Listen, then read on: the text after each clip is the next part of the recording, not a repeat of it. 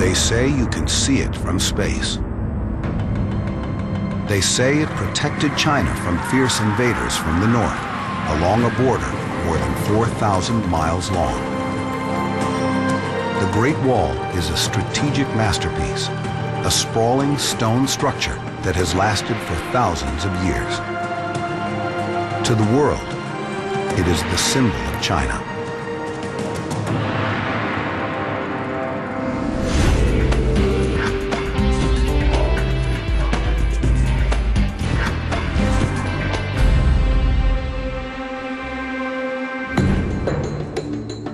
The Great Wall could be called a monument born of remarkable stubbornness. It's the triumph of will over mind-boggling obstacles. The Great Wall is legendary, but many stories about it are not true. In fact, the wall cannot be sighted from space, although we may imagine we've seen that image. And China does not have one Great Wall. It has many different walls. The wall of the Ming Dynasty is the best-known wall, and the last to be built. It marks the peak of wall building in China's long history.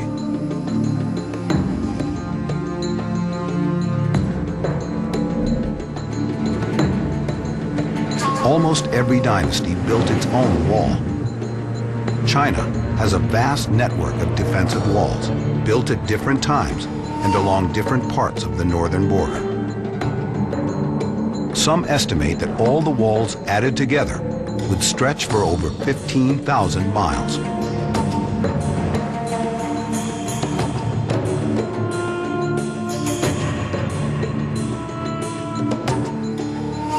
What was probably the longest wall was built during the Han Dynasty, which lasted from 206 BC to AD 220.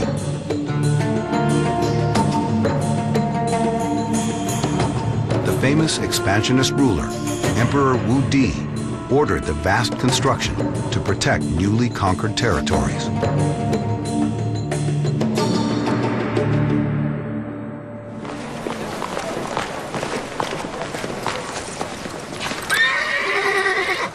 It is 133 BC. For hundreds of years, the great Chinese Empire has been bullied by nomadic people from the steppes of the north, people they consider to be barbarians.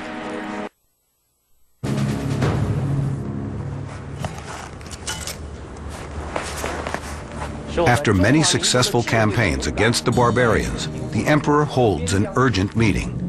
He asks the critical question: how can the new territories, won by force, be controlled? How can the empire's new frontiers be protected from enemy attacks? The court falls back on a solution that already has a long tradition in China. Protect your territory by building a long wall.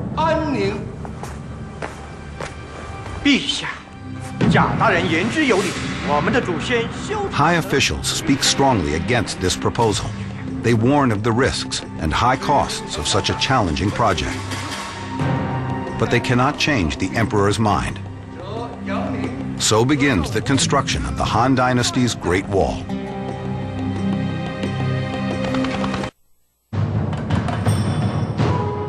The Han Dynasty's gigantic frontier wall began far out in the western desert of Taklamakan, whose name means, "Go in and you won't come out." The wall begins near a fortified tower called Yumenguan, or Jade Gate. The plan is that soldiers stationed here will protect the caravans, carrying treasures along the Silk Road between China and the Arabian kingdoms.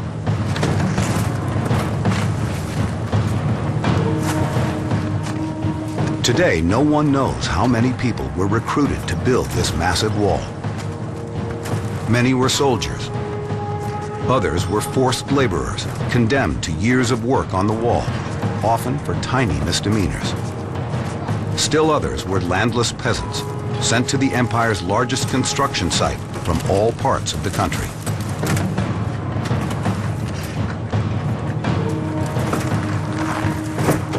For royal officials, these men were just beads on an abacus.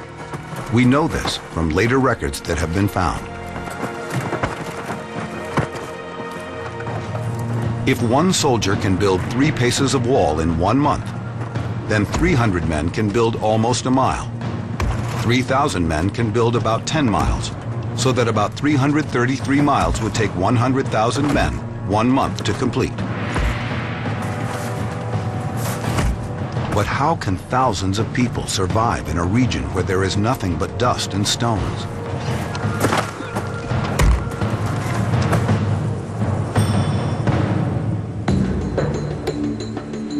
Eight miles to the east of the Jade Gate, the walls of a giant granary stand in the desert. Huge amounts of grain were brought here from the fertile regions of the empire. This supply camp first supplied food to the construction gangs and later to the thousands of border troops stationed here. But supply lines like this are expensive. The emperor's officials soon found a better solution.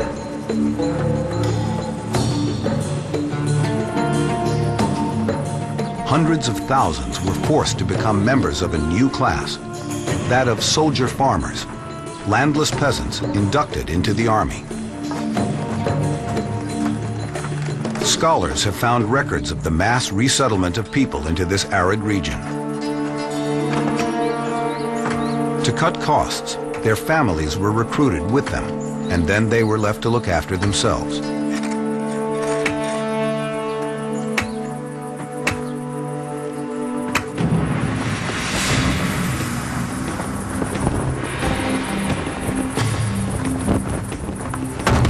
But few of the settlers willingly stayed in this no man's land. Soldiers kept watch for families attempting to flee north to the barbarians.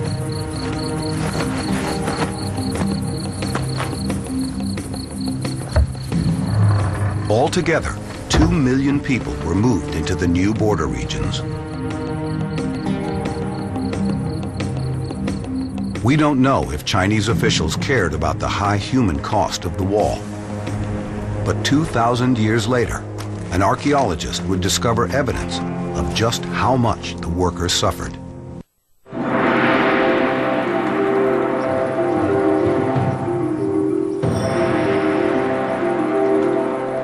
For many of the Chinese here, the Great Wall is just a part of their everyday lives. In their villages, they work beside the wall, just as their forefathers did 2,000 years ago.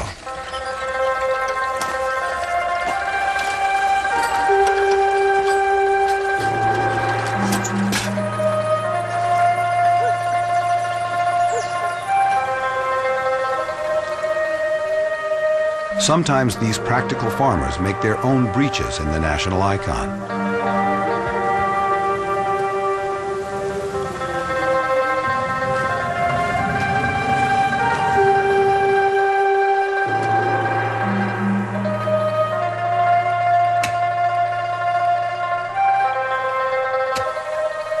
The Chinese further west, near the Taklamakan Desert, paid no special attention to the wall either. But in 1907, the British explorer and archaeologist Aurel Stein rediscovered the Han Dynasty's Great Wall and brought it to the world's attention.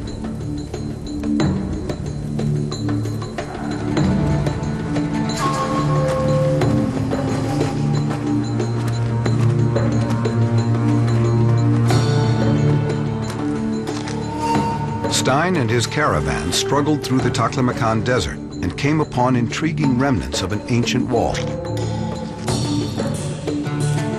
In some places, it still rose some 6 feet above the desert floor. Stein followed the line of the wall for 60 miles.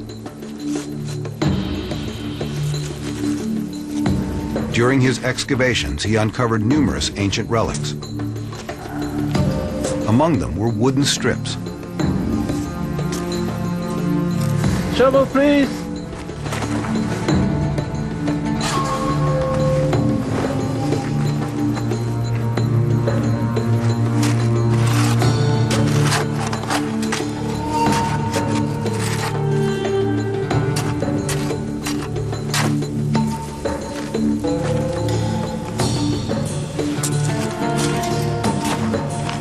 Upon closer inspection, he realized that these strips were written records. Stein recovered an amazing collection of orders, instructions, and soldiers' letters from as far back as the 1st century BC.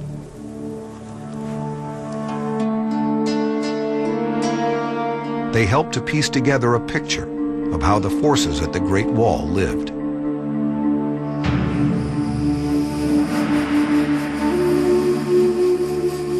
The commander's seals and secret codes were split into separate tablets. One strip says that a soldier called Wang is on duty for 355 days a year. Others are private letters, invitations to a family celebration.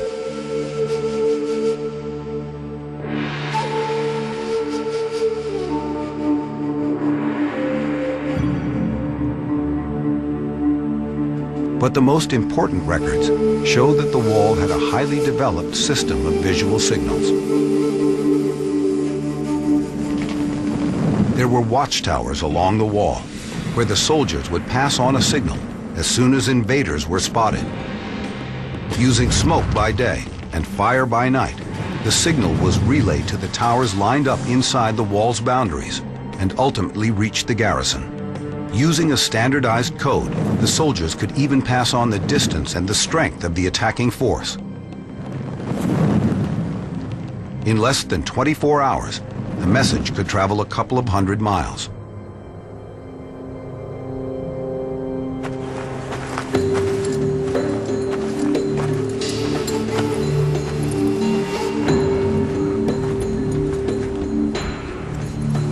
Stein's discoveries revealed that the Chinese hated serving on the wall.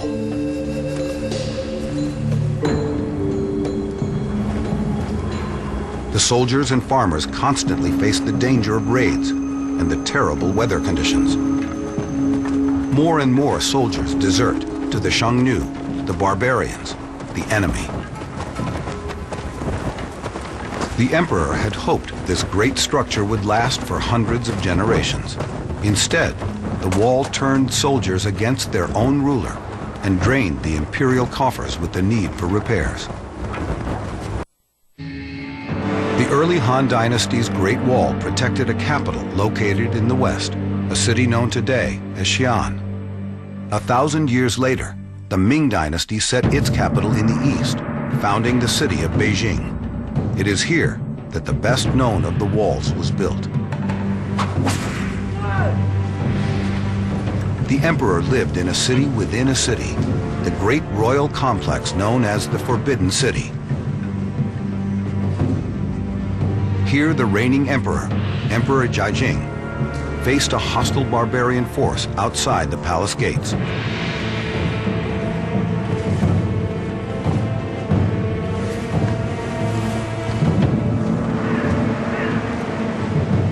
The crisis is quietly brewing in the year 1541. A delegation of Mongolian nomads asks for permission to pay tribute to the emperor.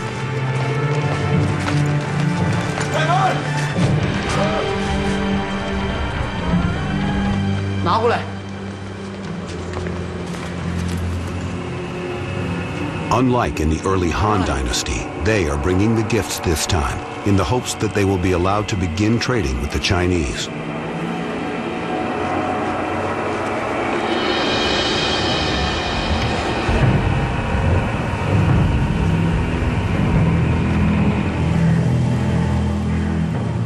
The Mongol leader is a man of vision, a ruler called Altan Khan.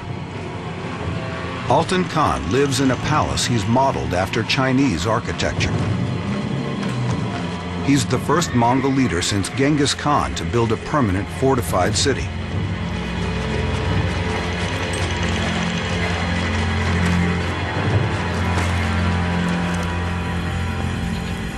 His people still live in yurts, the traditional round tents.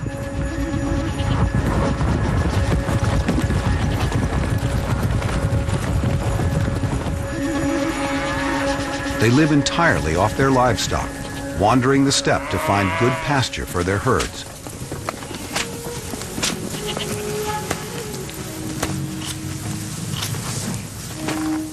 But when winter comes, they are chronically short of food.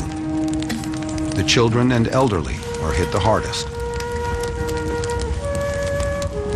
Mongol leader Altan Khan hopes to feed his people by trading horses and furs with the Chinese.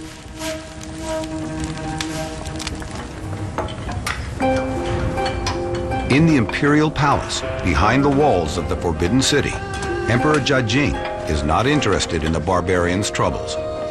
He is famous for his contempt of them.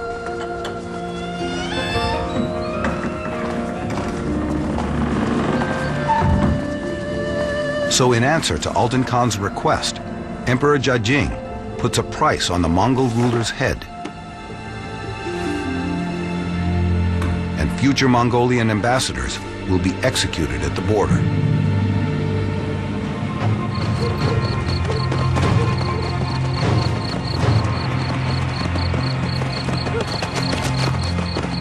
The Mongols strike back by raiding and plundering unprotected villages. Throughout the 1540s, the Mongols advanced deeper and deeper into China.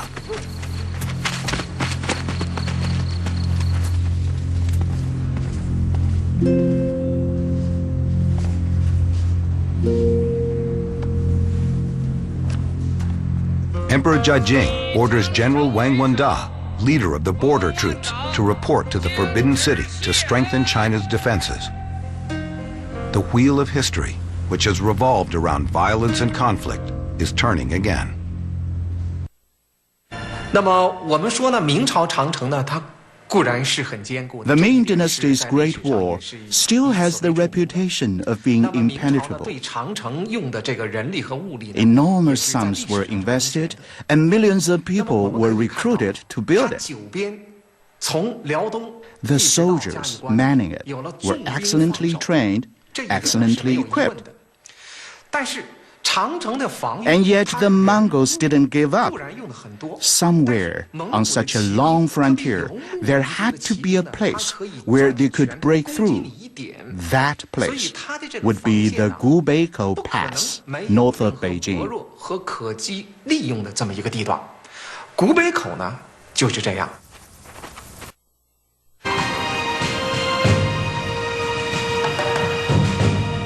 Mere months after Altan Khan's attack, the Chinese open up trading posts at some of the northern forts, as promised.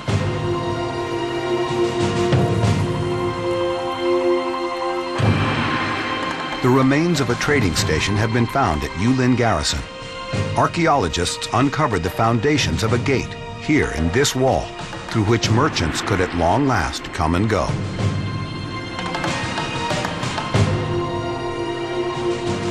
But the new freedom didn't last long. By the following year, the emperor can no longer bear trading with the barbarians and orders construction on the greatest defensive structure China and the world have ever seen.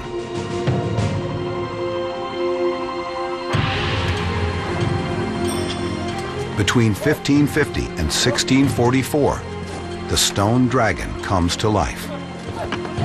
The massive fortification consists of wall, towers, fortresses, and lookout platforms, all part of a complex defense system. The Chinese organized the construction with brutal efficiency and clear-cut divisions of labor. An army commander was in charge of every detail. He made sure that the men kept to the schedule, if necessary with the use of force. Most of the workers were recruited from the army or were pressed into service as civilians.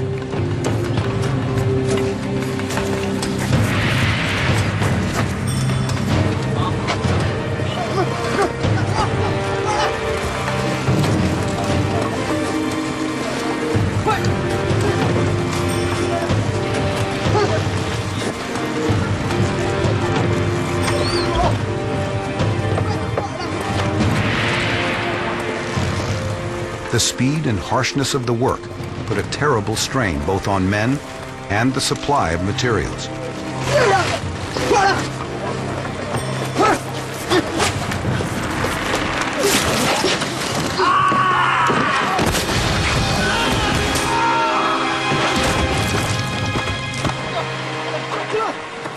No one knows how many died building the wall.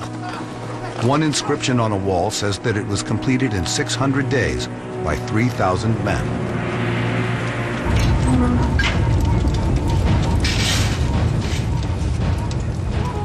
The builders of older walls simply used dirt, so finding materials was not a problem. But the Ming Wall required an extensive network of quarries, kilns, and supply routes to connect them.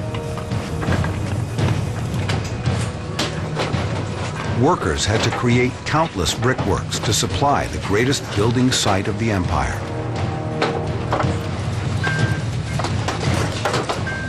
The costs of this gigantic project became a heavier and heavier burden on the state.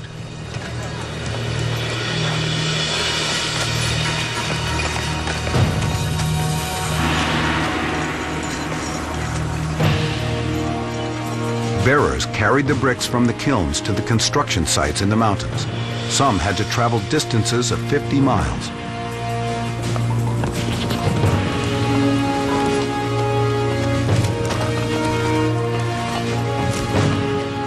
Beasts of burden joined humans in carrying bricks to the construction sites. Entire herds worked only on the building of the wall.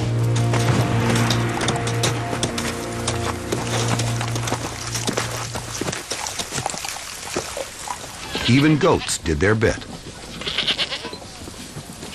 The animals got so used to their work that once unloaded, they would turn around and go straight back down the valley for their next load.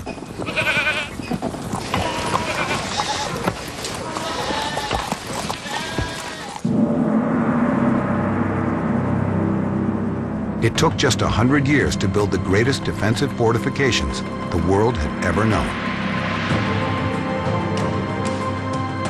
The Great Wall curves majestically along more than 700 miles of mountains north of Beijing. It is more than 7 yards thick at the base, and its battlements reach as high as 65 feet. This wall is the expression of a culture that wanted to shut foreigners out completely.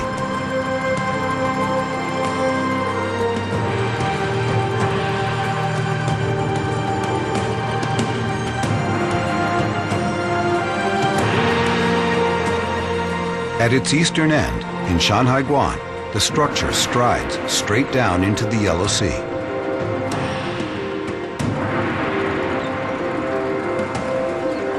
From this furthest point east to the first earthen tower in the west, the Ming Wall is almost 4,000 miles long.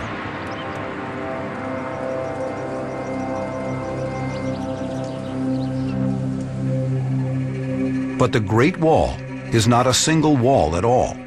It's actually a system of several defensive lines. Watchtowers were strung out along the main wall. When the enemy was spotted, soldiers lit an alarm beacon. In the meantime, the 50 to 100 men stationed in each tower hurried along the top of the wall to the point of the attack. Meanwhile, reinforcements arrived from the garrison towers, which hold up to 10,000 battle-ready soldiers. At least, that was the theory. But the Ming Dynasty was running out of money to pay the soldiers' salaries. By early 1644, the emperor owed millions of ounces of silver.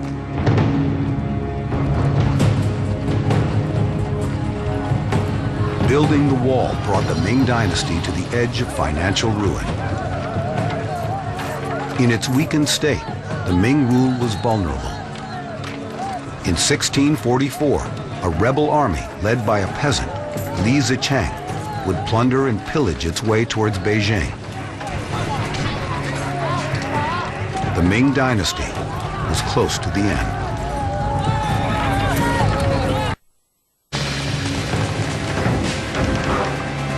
On May 27, 1644, at dawn, General Wu opens the gates of his fortress to the invading Manchu armies. He has decided to let the Manchu barbarians rule China instead of Li Zicheng, a peasant.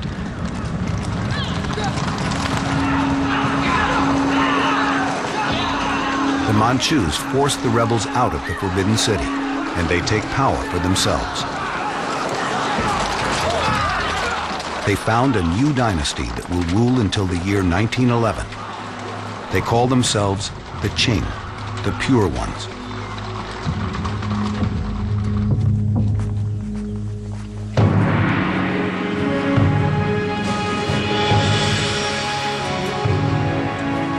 "150 years after the gates of China were opened to the Manchu, a Qing emperor receives a British trade delegation for the first time. The British are led by Lord Macartney, who wants to open trade relations with China.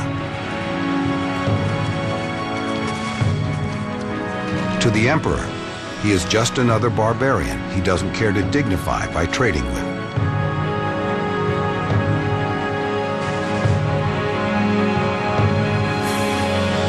We do not have the slightest need of your country's manufactures, is the judgment from the Chinese ruler. The British delegation is turned away.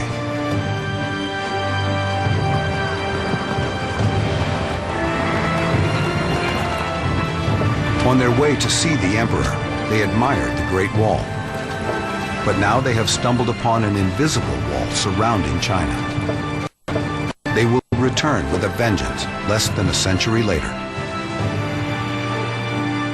In 1860, the British enter China by force and burn the emperor's summer palace.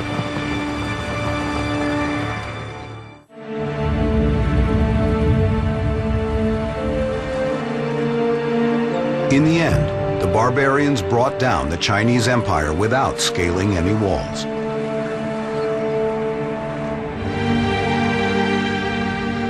The greatest myth about the Great Wall is that it worked.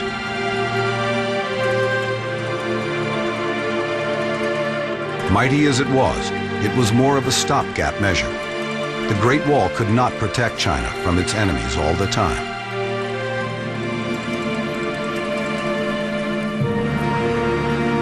Some overcame it with force. Others rode through open gates. Yet the wall remains a symbol of national pride and power. Perhaps the Great Wall cannot be seen from space, but it is a monumental feat that has reverberated around the world.